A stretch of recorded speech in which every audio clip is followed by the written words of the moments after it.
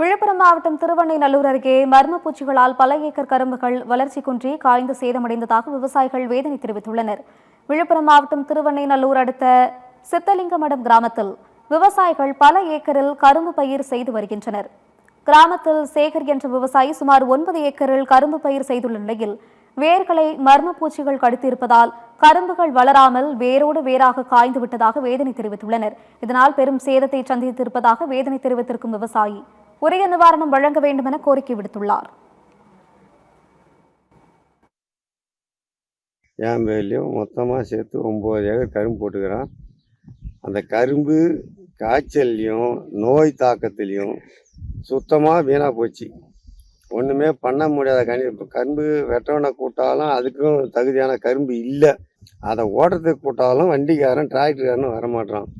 அதை நான் என்ன பண்ணேன், அடுத்த பயிருக்கு ரெடி ஆகிறதுக்கு எனக்கு வேறு வழி இல்லை. அதனால் எனக்கு நான் அதில் 9 ஏக்கர் லோன் வாங்கி வச்சுக்கிறேன். அந்த லோனையும் எனக்கு கட்ட முடியாத சூழ்நிலை இருக்கிறேன். மாவட்ட நிர்வாகமும் தமிழக அரசும் இதில் தலையிட்டு எனக்கு உரிய இழப்பீடு வழங்கணும்.